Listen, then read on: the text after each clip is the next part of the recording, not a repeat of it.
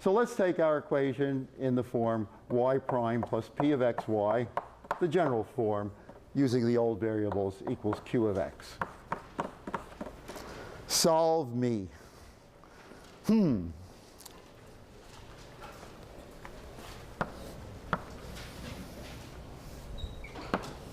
Well, there are different ways of describing the solution process.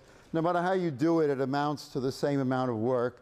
And there's always a trick involved in each one of them, since you can't suppress a trick by doing the problem some other way. The way I'm going to do it, I think, is the best. That's why I'm giving it to you. It leads to, it's the easiest to remember, leads to the least work, but I have colleagues who would fight with me on that point. So since they're not here to fight with me, I am free to do whatever I like. One of the main reasons is that of doing it the way I'm going to do is because I want you to get one more word into your consciousness, and that's the word, two words, integrating factor. I'm going to solve this equation by finding an integrating factor of the form u of x. What's an integrating factor? Well, I'll show you, not by writing an elaborate definition on the board, but showing you what its function is. It's a certain function u of x. I don't know what it is, but here's what I want it to do. I want to multiply, I'm going to drop the x's just so that the thing looks less complicated.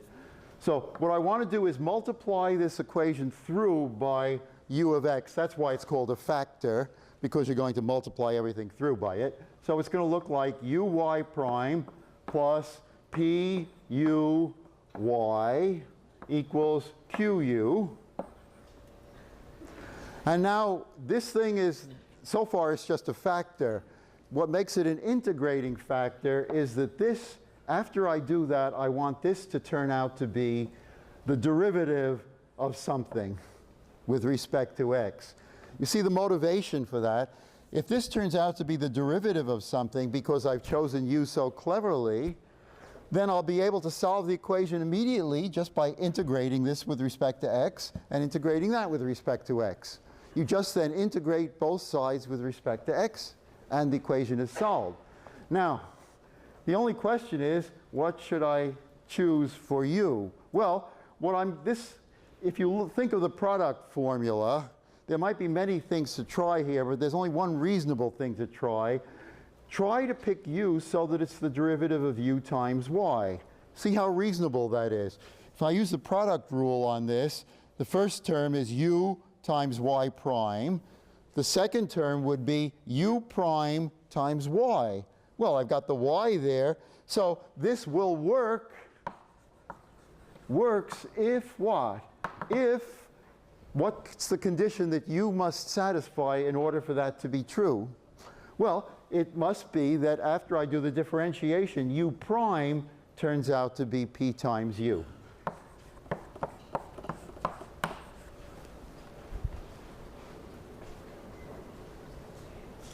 So is it clear? This is something we want to be equal to, and the thing I'll try to do it is by choosing u in such a way that this equality will take place, and then I'll be able to solve the equation. And now, so here's what my u prime must satisfy. Hey, we can solve that, but please don't forget that p is p of x. It's a function of x. So if you separate variables, I'm going to do this. So what is it? du over u equals p of x times dx. If I integrate that, so separate variables, integrate, and you're going to get du over u integrates to be the log of u, and the other side integrates to be the integral of p of x dx. And you can put an arbitrary constant there, or you can think of it as already implied by the indefinite integral. Well, that doesn't tell us yet what u is. What should u be? Notice I don't have to find every possible u which works. All I'm looking for is one. All I want is a single u which satisfies that equation. Well, u equals the integral e to the integral of p dx. That's not too beautiful looking, but by differential equations, things can get so complicated that by the, in a week or two, you will think of this as an extremely simple formula. So there's the formula for our integrating factor. We found it.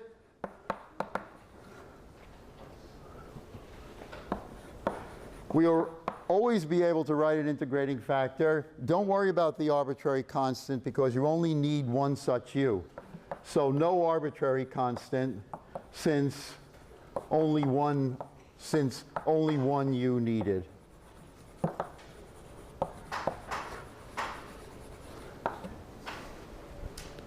And that's the solution, the way we solve the linear equation. Okay, let's take over and actually do it. I think it would be better to summarize it as a clear-cut method. So let's do that.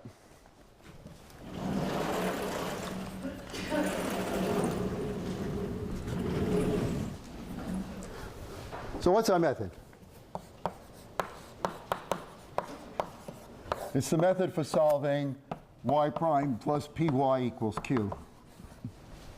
Well, the first place, make sure it's in standard linear form. If it isn't, you must put it in that form. Notice the formula for the integrating factor. The formula for the integrating factor involves p, the integral of p dx, so you better get the right p. Otherwise, you're sunk. Okay, so put it in standard linear form. That way you'll have the right p. Notice that if you wrote it in that form and all you remembered was integral e to the integral p dx, the p would have the wrong sign. That, if you're going to write that p should have a negative sign there. So do it this way and no other way. Otherwise you'll get confused and get wrong signs, and as I say, that will produce wrong answers, and not just slightly wrong answers, but disastrously wrong answers from the point of view of the modeling, if you really want answers to physical problems. So here's a standard linear. Then find the integrating factor. So calculate e to the integral p dx, the integrating factor.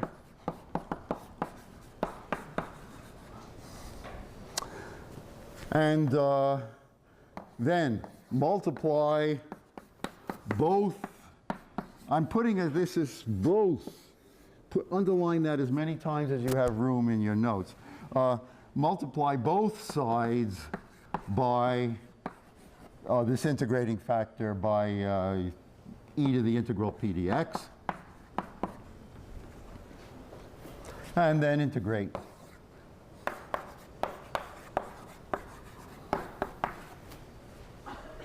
Okay, let's take a simple example. Suppose we started with the equation xy prime minus y equals,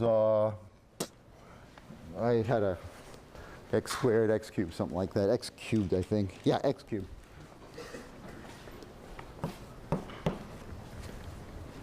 Okay. What's the first thing to do? Put it in standard form.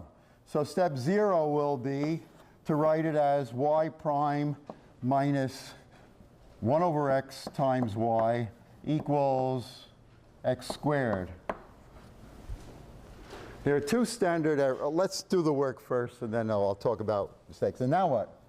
Well, we now calculate the integrating factor. So that's, I would do it in steps. You can integrate negative 1 over x, right? That integrates to minus log x. So the integrating factor is e to the integral of this dx. So it's e to the negative log x.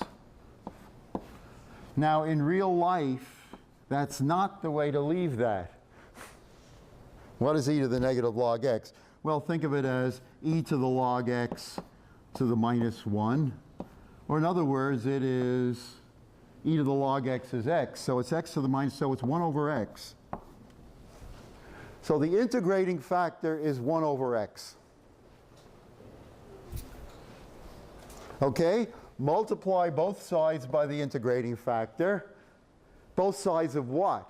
Both sides of this, the equation written in standard form, and both sides. So it's going to be 1 over x y prime minus 1 over x squared y is equal to x squared times 1 over x, which is simply x. Now, if you have done the work correctly, you should be able now to integrate the left-hand side directly. So I'm going to write it this way.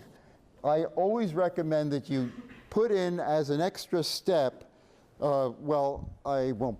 Put in as an extra step the reason for using that integrating factor. In other words, that the left-hand side is supposed to be now 1 over x times y prime. I always put in that because there's always a chance you made a mistake or forgot something. Look at it, mentally differentiate it using the product rule just to check that in fact it turns out to be the same as the left-hand side. So what do we get? 1 over x times y prime plus y times the derivative of 1 over x, which indeed is negative 1 over x squared. And now finally, that's 3a. Continue, do the integration. So you're going to get, let's see if we can do it all on one board. 1 over x times y is equal to x plus a constant, x squared over 2 plus a constant. And the final step will be, therefore, I now want to isolate y by itself. So y will be equal to, multiply through by x cubed over 2 plus c times x. And that's the solution.